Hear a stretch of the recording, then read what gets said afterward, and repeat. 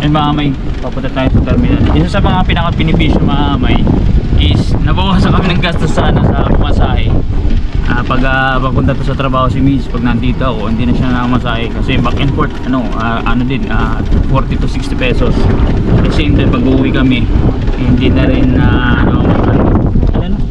ito alin ito hindi yan ganyan ang ganda niyan yan ang ganda niyan yung trip ko namin na basta usong-uso yan sige na po yung first time kasi na Mir TV yan ang mga sasakyan so nabanggit ko nga may na tipid na kami hindi na kami namamasahe na pupunta sa terminal kung saan unless otherwise kung kami mismo ni Miss ang pupunta Manila kailangan ng mamasahe pero bibihira na pero papunta to sa mga terminal palengke hindi na kasi ito e-bike tapos may single na mamay laking tulong at least sobrang laking bawas. Ang inintindi ko na mamay yung hulog na rin sa e-bike na single so I think malapit-lapit na matapos yun may git na mag 1 year na ginawa ko kasi mamay 18 months to pay para sa akin hindi masyado mabigat pa na yan 2,000 plus kasi syempre kailangan natin tulugan every month puting kagani lang puting ikot na binibenta ko na yan actually kasi nga kung 4,000 motor pa yung doble tulugan isa lang dapat malakas ba? Sigsabi? Hindi ko lang makamit kung may bagyo. Alam ko may parating na bagyo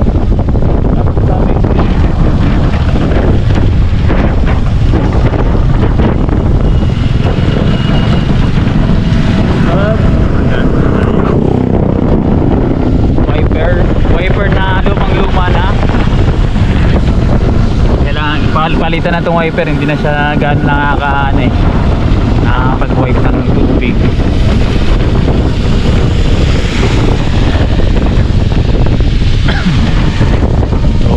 Tayo mamay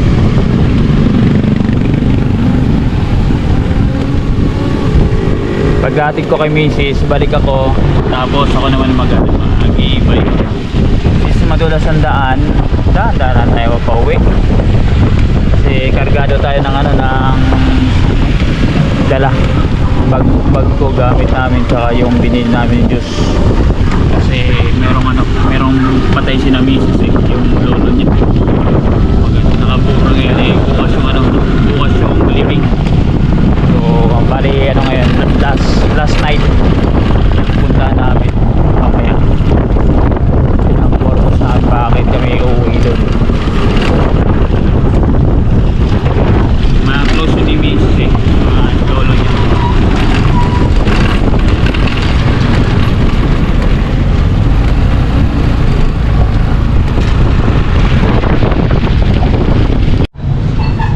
mami, dito na sa jeep si Mrs. walang pasahero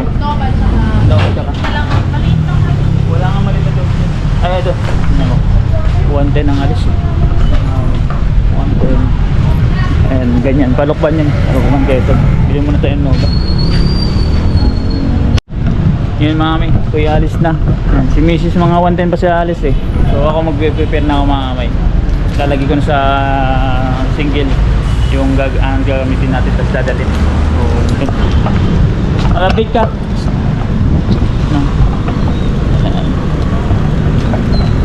may tulay dyan mga kamay sa tabi ng minute burger dyan ang tulay ano lang yan bago lang yan ang tulay actually gaano pa sila ng ng tauhan ba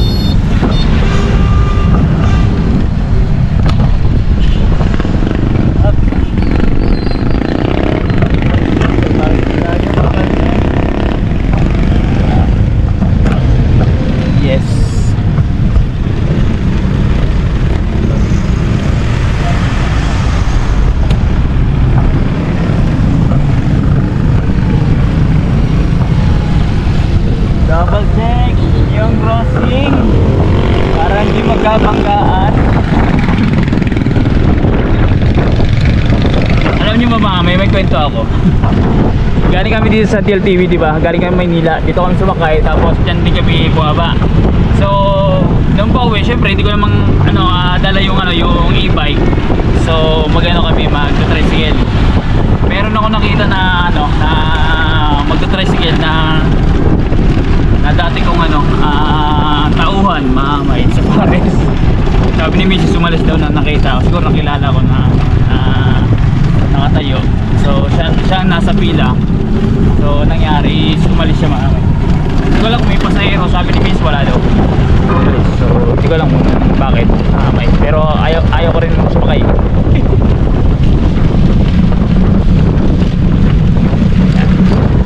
Uwi na tayo mamay. Dito may tinatayo na bagong hospital. Ay, malapit na yan, no? Mga siguro mga isang taon pa gawa na yan, tapos na yan. Dito na yan sa national, hindi naman national highway pala, local road ng Santa Cruz, Laguna.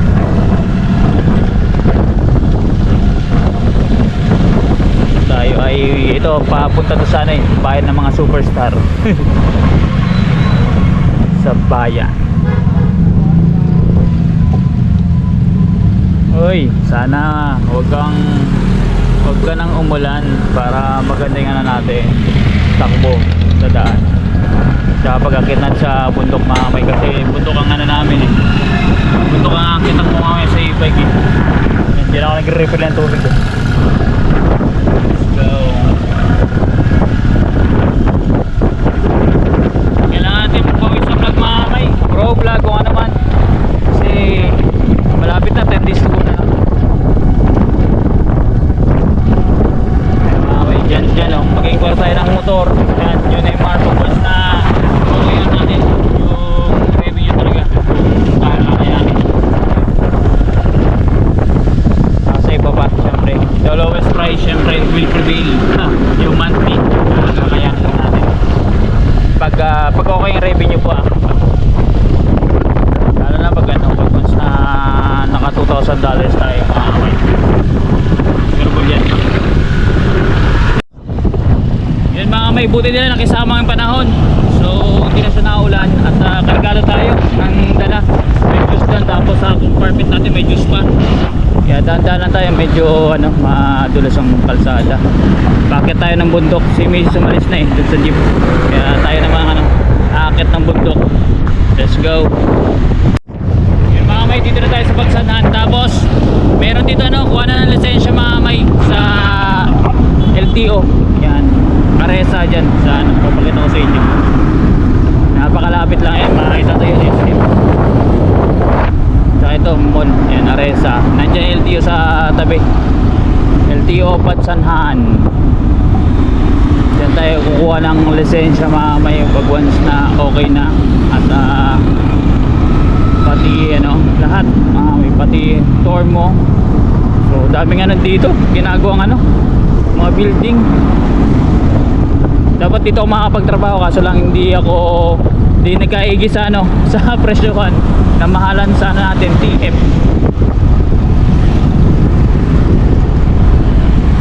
Dadaan. Let's go. Yan mga may, papasok na tayo ng Alcorial dito sa Pagsanhan. Yan ang nakikita lang natin yan sa libro at the same time sa mga TV. So pag hindi ka taga Pagsanhan, hindi mo makikita yan. So ako nasa tapat ako mga may. Pero ang dyan, may isa na yan, two-way yan, lalo na sa gitna. Yan, dito sa gitna two-way, doon sa kabila one-way. Tapos dito sa one-way din. Dito kasi sa gitna mga may, yan ang isa sa mga delikado. Gawa nung last November 16 yata. Meron na aksidente dyan ng mobile basta yung patrol car, iniwasan niya yung motor may kasi nga magkakabanggaan sila, nangyari bumangga siya sa isa sa mga Center Island may. So namatay ang pulis tapos na injury yung ibang pulis taka inmate. So kaya ingat kayo dito pag gagawin kayo, hindi ka pwedeng magmamabilis dyan. So nasa history na yan mga kamay hindi ko akalain na nasa libro lang, nasa TV nandito ko sa tapat, di ba? Pasok na tayo dyan. Hindi ko masyado yan sinasama sa vlog or dinadaanan lang highlights, pero hindi ako na-stop dito dapat. Noong nakaraan nag-stop ako, hinawakan ko yan kasi sa tagal ko na dito nadaan dyan, hindi pa ako nababa pa. So let's go, pasok na tayo dyan mga may, kasi ramdam ko yung bigat ng ng manibela mga may, yung load ko kaya nung ang daming bitilin si Mrs. Kailangan natin dalhin doon sa sa burol sa Batay mga may. Kailangan na yan ng natin, kaya natin na ibigay ni Mrs. pala. So let's go. Naabutan ko pa si Mrs. Nandiyan jeep tapos dito mga may, dyan naghalo-halo si na Japper nung pumunta dito mga may sa Kusunan.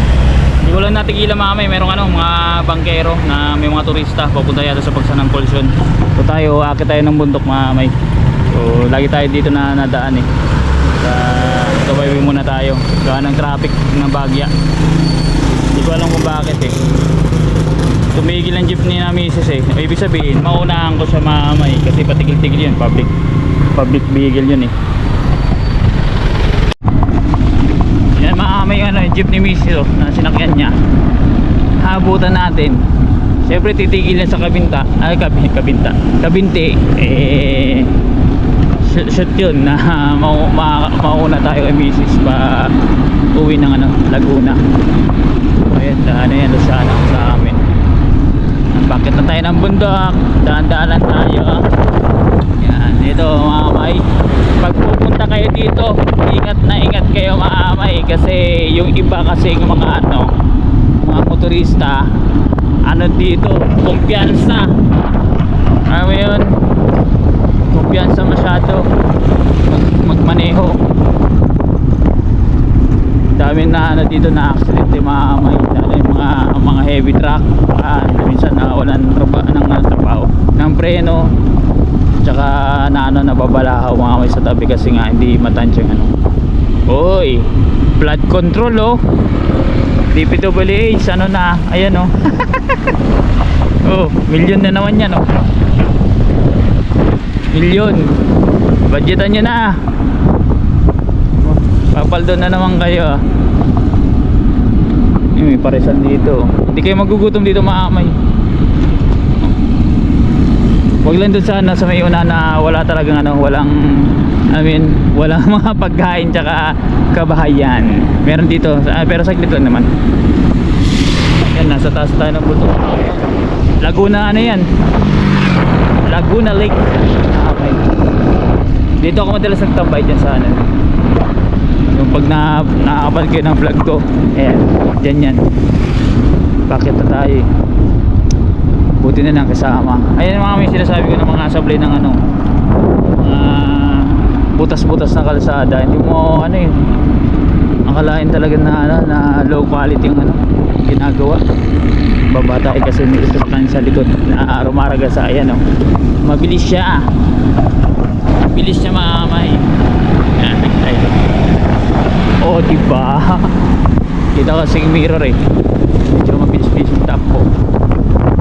Chill lang tayo mamay. Takbo natin 33 lang, hindi natin hinahataw kasi madulas ang kalsada, meron na malisyo.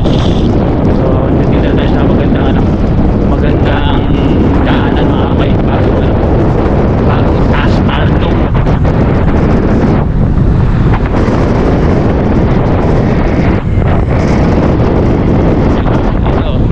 Ganda dito mga may daan. Pero huwag kayong kumpiyansa mga may, pag once na basa dito talagang madulas din, ingatan din. Pero pag tuyo nakakit na kapit yung gulong.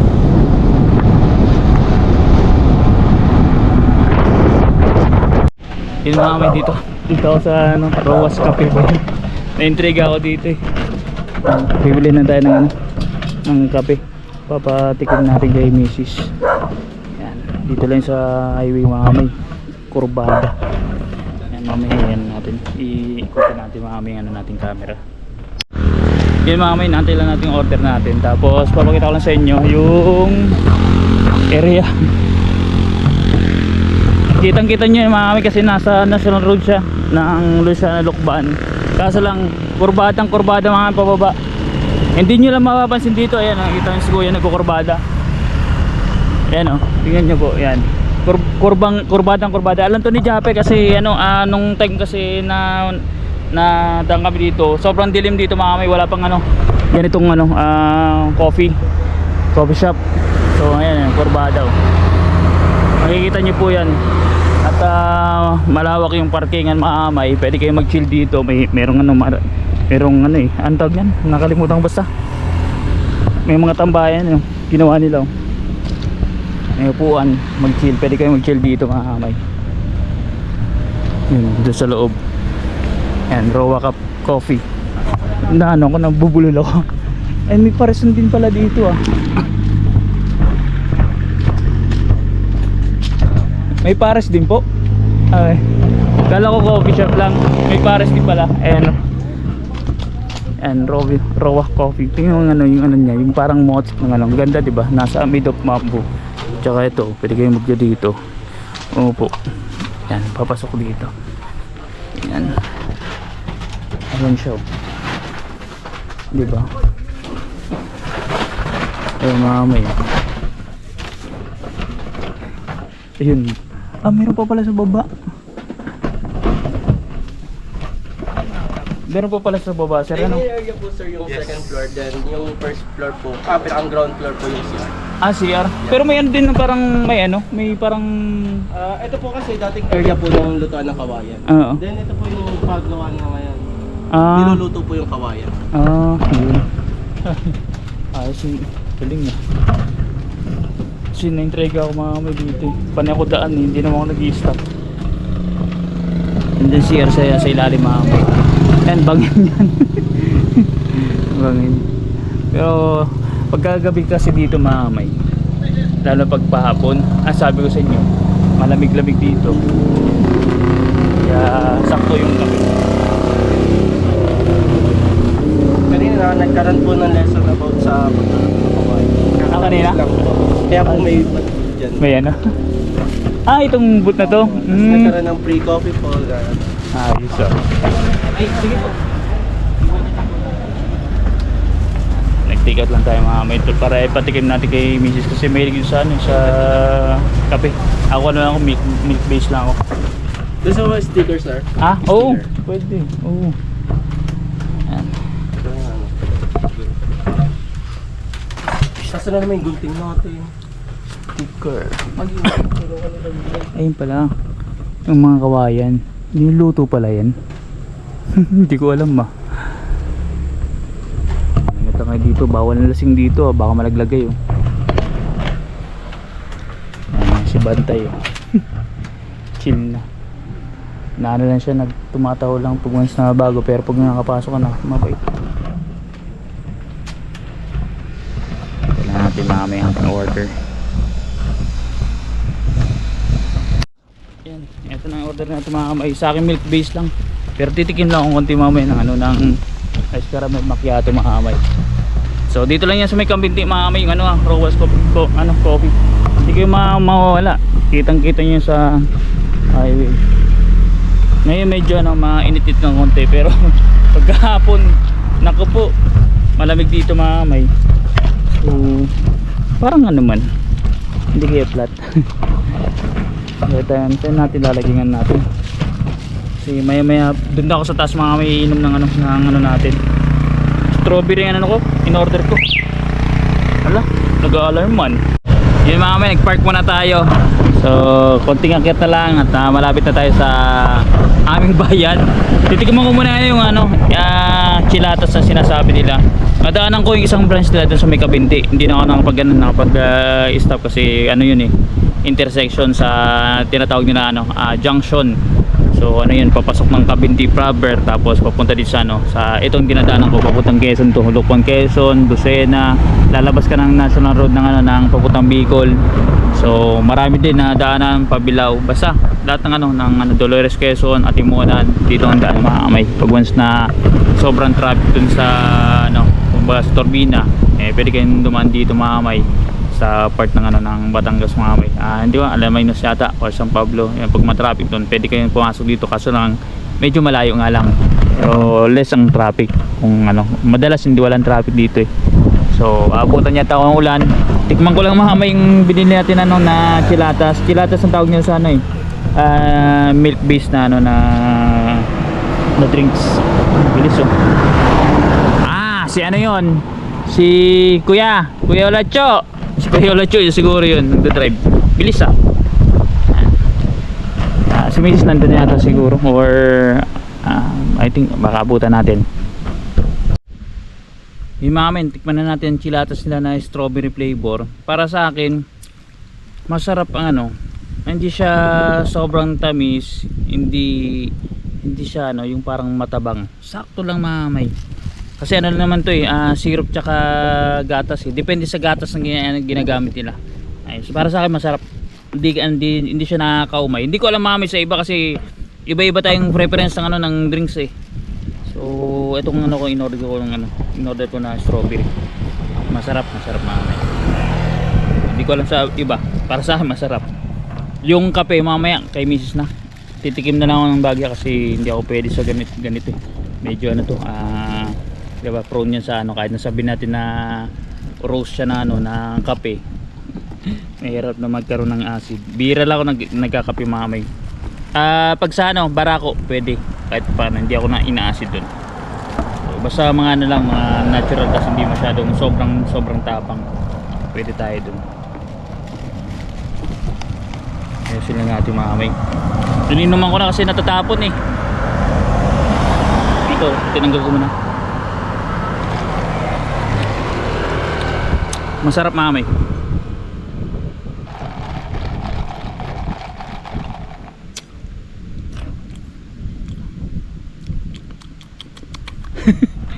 Masarap.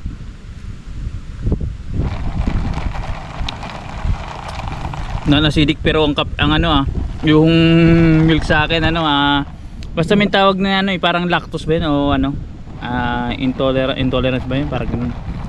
Pag minsan na ano din tayo nagsisir din tayo pag once na sobrang tayo sa milk pero hindi naman madalas mayroon na ang bibilis sila mamay dahil kurbada na yan mamay tas sirandaan dun yung ano kurbada na yan may lubak.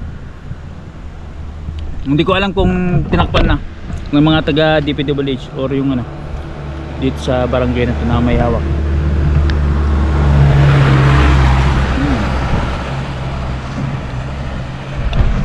Masarap mamay, honestly speaking. Sarap sa raw coffee. Tsaka nga pala mamay, may ano dyan, may basketball court. Yan yan sa bundok, sa may tabi. Let's go na mamay. Mamay ko na tatapusin itong ano ininom natin, lalagyan ulit sa plastic. Masarap. Kaya kong ubusin ng isang higop.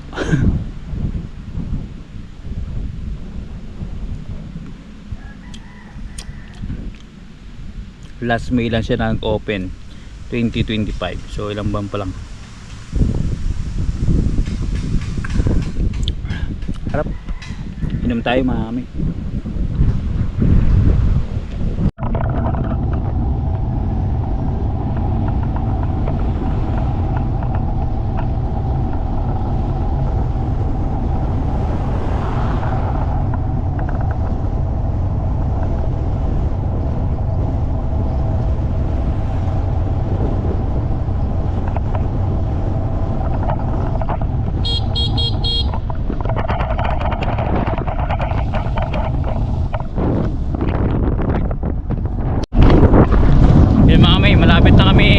Malapit na pala ako sa amin. Tapos yan yung natulo na tubig dyan. Dyan naligo si Daddy Nick Mahamay.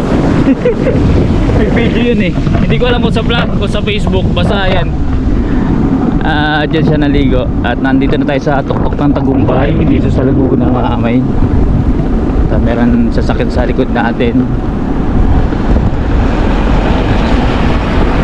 Nag-stop over kami dito. Ilang beses ko na banggit, stop over kami dito nung kasama namin si Nanong. Paring makinistang pobre. Kaya nang hinatid ako sa bahay. Ayan.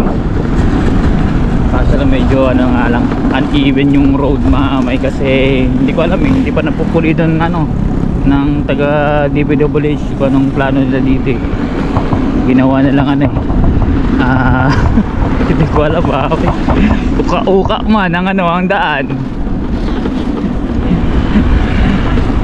Ewan nga ba dito? Ganyan mga kamay oh. Ay nako. Yun, buti na lang mga kamay, nakarating na tayo sa bahay. At papatak na yung ulan. Inabot na ako ng bagya. Tapos sobrang dulas na pala dito ulit oh. Kailangan naman ano, linisan. Inis-isan ko na yan eh. Nung nakaraan eh, bilis na naman magkaroon ng lumot. Grabe kasi tuloy-tuloy yung ulan daw, sabi ni nanay eh. Andito pa yung ano natin oh. Bilhin natin na juice. Madaling dun sa ano, sa patay, sa burol mamay.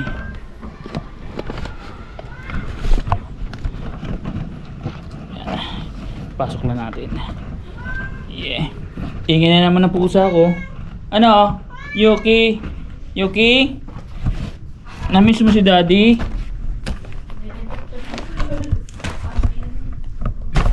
Namoy na naman ako mga kamay. Yuki? Ah? Miss mo si daddy? Gusto mo mababa? Doon na sa ano? Ayan, matindi yan mga kamay. Napulot lang yan ni misis pero grabe ang laki. Pasok na tayo, dulas. Kumustahin ko lang aking pusa mga kamay. Sabi ko nga sa inyo, ang maintenance itong pusa, grabe mahal. Kahit na ano, iisa lang yan. Magastos siya, mas mo kinakangiti mga kamay. Ayan, ingay na naman yun. Ano? Kumusta? Hindi na naman siya mapakaliw kasi nandito na naman ako. Yuki! Pag nauwi ko lagi kong inanin. Nagsaselos na namin ano, yung aso. O daw. Gusto mo ikaw din? Ha? Ha? Rocky? Ikaw Rocky? Ito kasing ano niya upuan eh. May tayo na naman doon oh. Patang. Bilhin niya siya mamaya. Kit na tayo. Ganyan nga ka silosong ano yung lavador oh. Ano Rocky?